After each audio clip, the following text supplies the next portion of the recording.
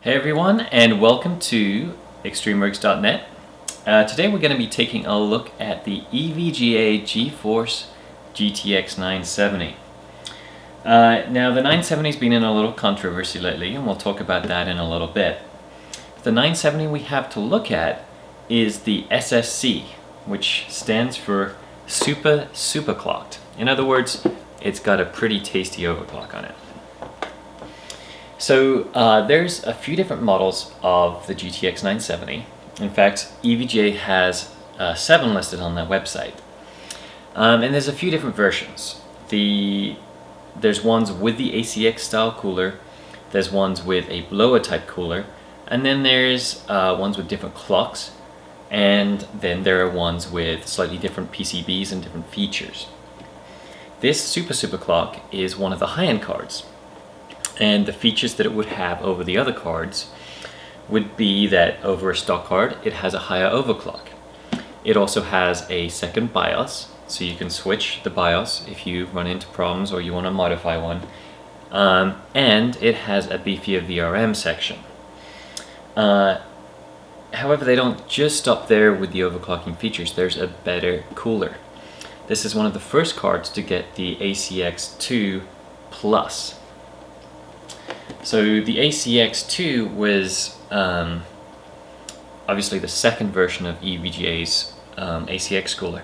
This is a cooler that's been very positively received, generally very quiet. And so the 2 was improved again, and the 2.0 Plus is improved even still. So some of the features that the new cooler delivers would be that not only is it better at cooling, but this then translates to more headroom for overclocking.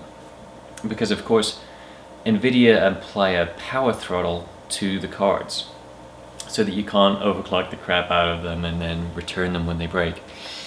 We're not a huge fan of that program, but by having a lower power cooling system, that leaves more room in that power budget before you throttle for actual power in the card, i.e. your overclock.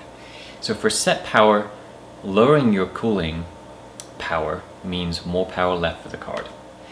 And that's one advantage actually of water cooling, is that then you lose the fan altogether. So the small amount of power you spend on this fan, you would then gain as well.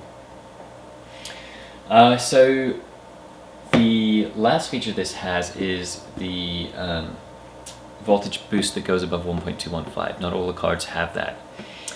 So this is very much, like I said, one of the highest end EVGA 970 cards. The only one that's slightly better than this is the FTW Plus version, not the FTW. FTW of course stands for the Win. And the For the Win Plus is basically exactly the same card, but it adds on a backplate. So this is essentially the best EVGA 970 you can get without a backplate. So you may or may not care about that. It also means it should be compatible with any water blocks that are compatible for the FTW Plus. So let's go ahead and open it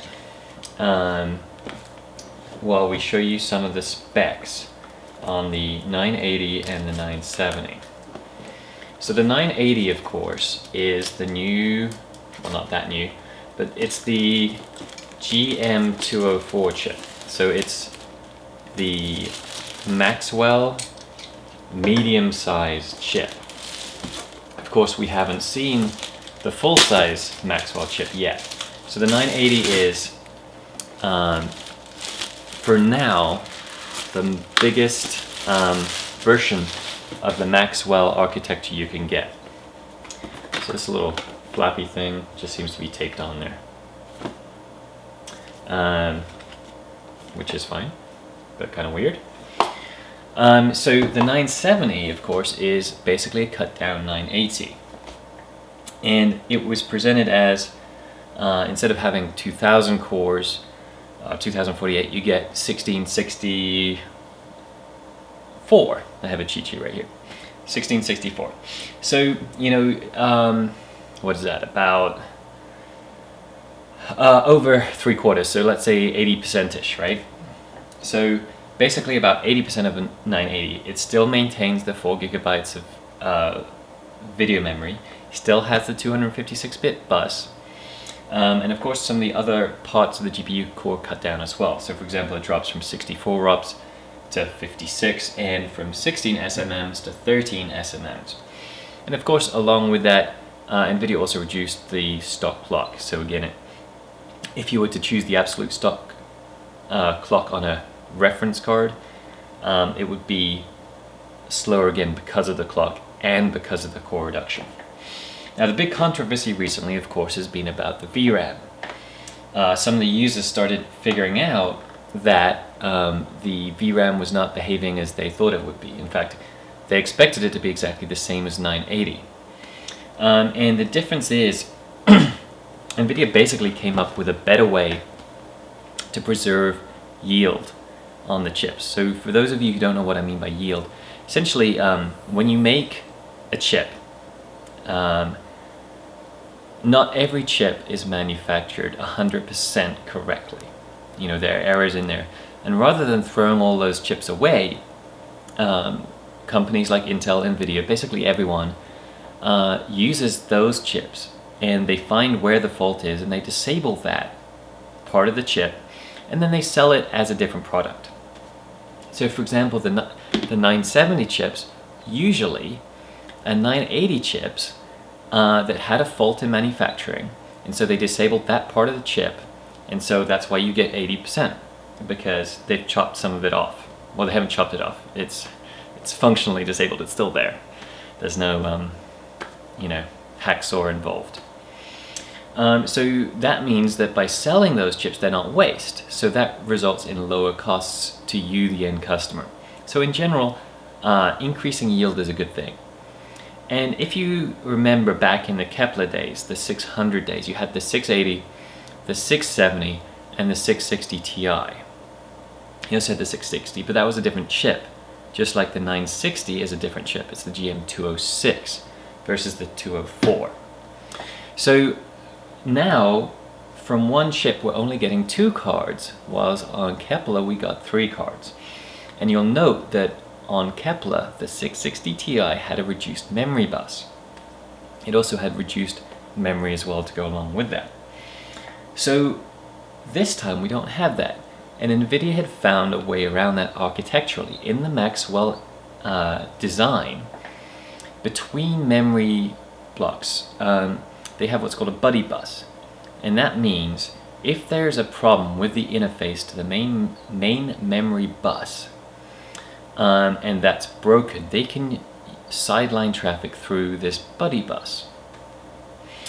And so that's what a lot of 970 cards have. So therein lies the issue. You have these 8 memory chips, and if one of those chips has some issues connecting to the core, well, sorry, not memory chips, but cache units or whatever, essentially what happens is it reroutes that. And so because that path is not as efficient, it's got to go sideways and then back up through another unit. That path is slower. And so with the 970, basically you have 3.5 gigabytes of VRAM, which is almost as fast to access as the 4 gigabytes on the 980. I say almost as fast because it's 7/8. You're missing 1/8 of that. Now to access the last 1/8, you then go through the buddy bus, which is, as I said, is slower. Not only is it slower just generally, but because it's got to go through that longer path. Typically you'd write to all 8 at the same time. The reason the first 3.5 gig is slow is because you're writing to 7 in parallel. And then when you filled up that 7, then you write to the 8th. So now when you write to the 8th, you're only going at 1/8 of the speed at max. So,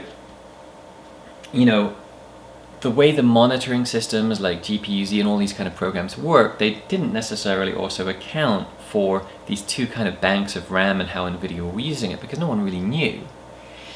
So, all these people got these different results, and they thought, we weren't even using the 0.5 gig, and if you did things a certain way, then it would really slow down. And so EVGA gave some kind of poor reasonings and explanations at first, but eventually we got down to the meat and bones of it, and they sent out some results saying, yeah, generally it should only affect you about 1 to 3%, even once you get into that region of memory. And they're working on any other situations where that isn't the case and it's worse for a particular game or a particular tool. They're working on updating the drivers to fix it. So, of course, whenever people hear about something like this, there's a general panic. So people are saying, oh my god, it's the end of the world, I'm going to return my 970 and I've been lied to, etc, etc. Well, the fact is, it would have been really hard to explain marketing wise anyway. They could have just launched the card with 3.5 gigabytes. That would have been the safe thing to do. But to be honest, wouldn't you rather have a 4 gigabyte card even if it slows down a bit as it gets there? Personally, I would. I'm okay with that kind of soft failure mechanism.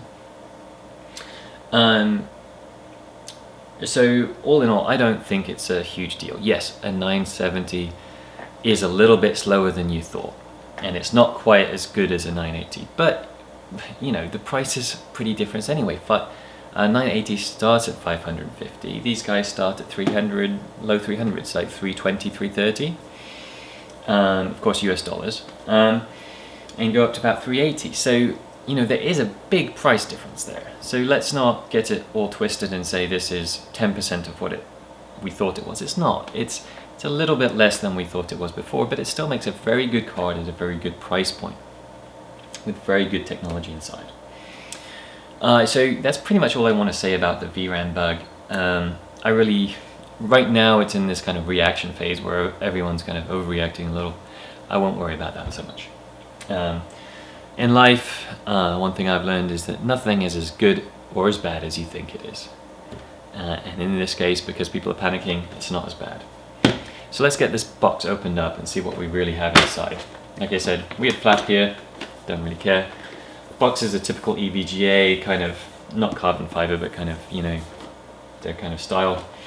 On the back we have a little window, so if you're buying it in a store, you can make sure that someone hasn't been sneaky and changed the parts around. You can check the serial number on the box to make sure that it's the same as the card you're receiving.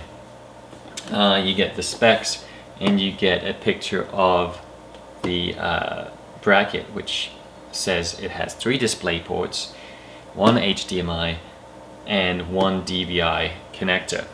Now, of course, a lot of the 970s, this is the pretty typical output for the 980.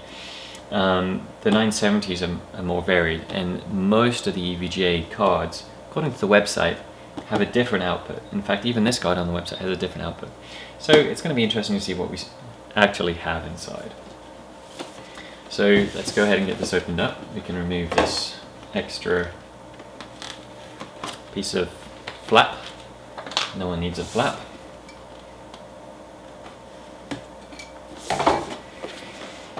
So as I said, this does have improved VRAMs.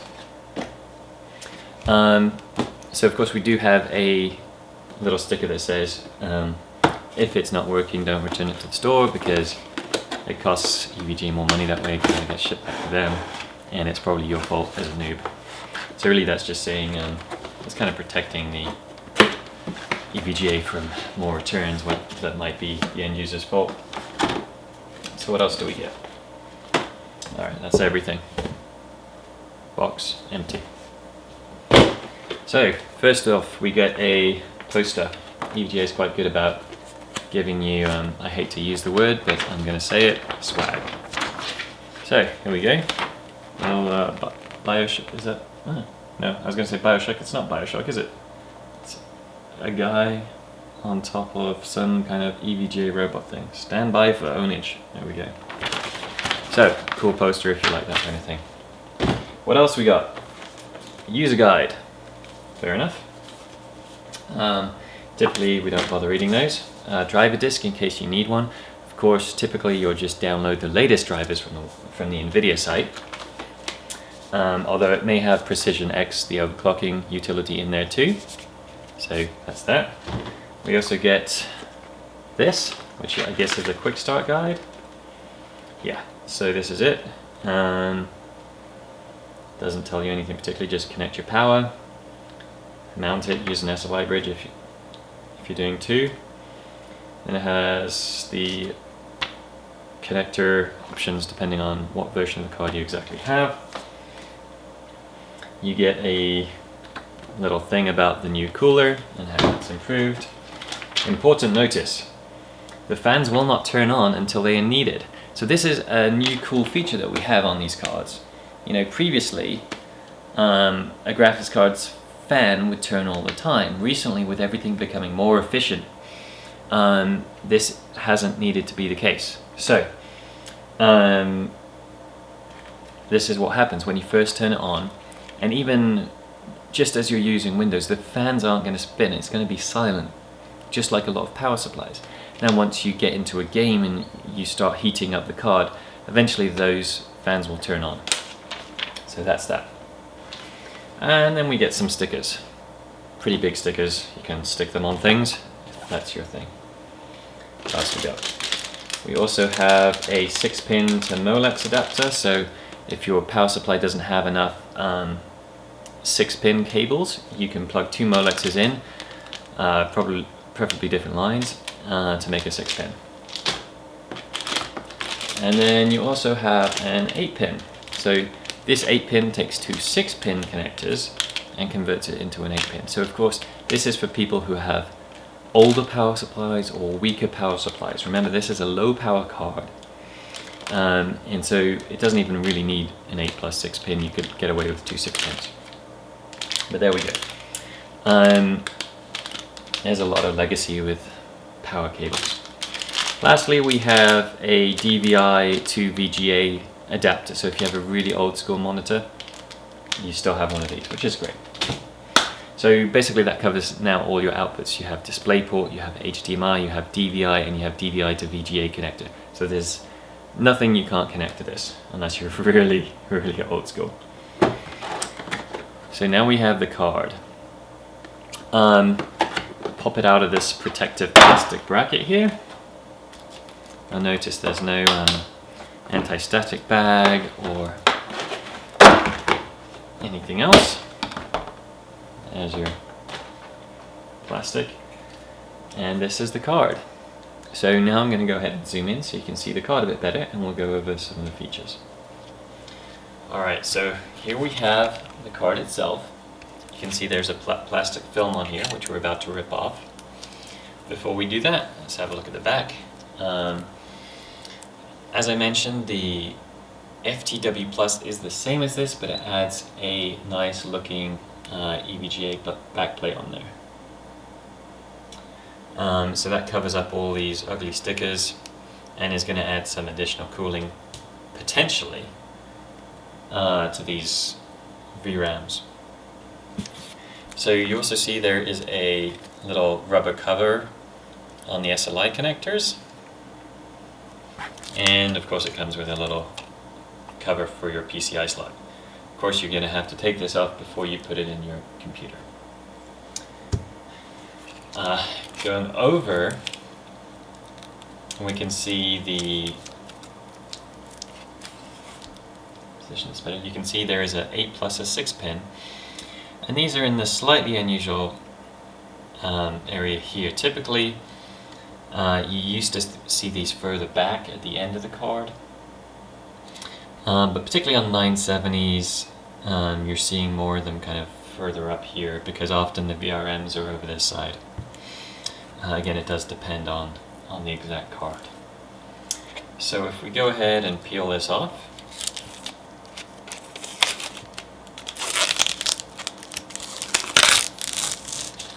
oh yeah, you're gonna see it looks a bit better, and there's more on here too. Get off. Nice.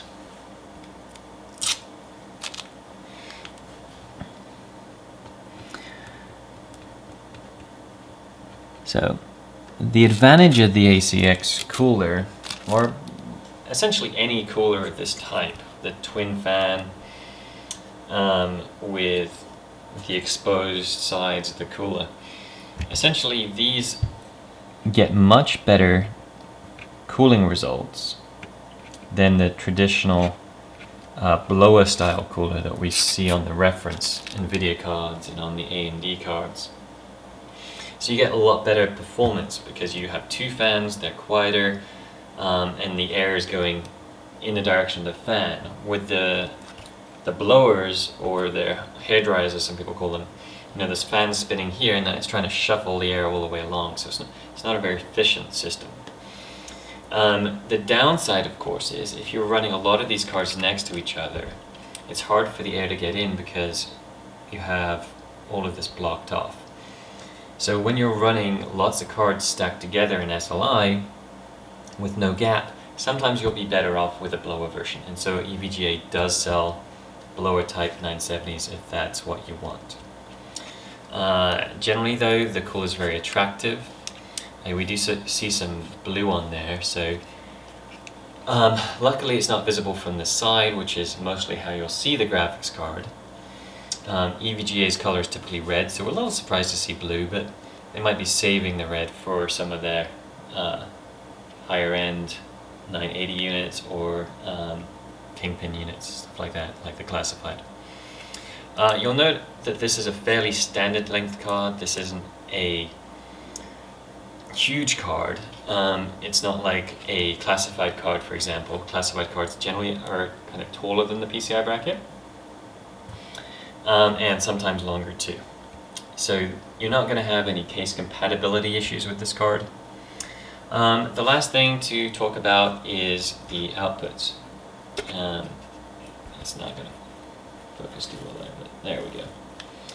So as you can see, we do have 5 outputs. Unlike the website, which says 2 DVIs, we have 1 DVI, and we have a display port,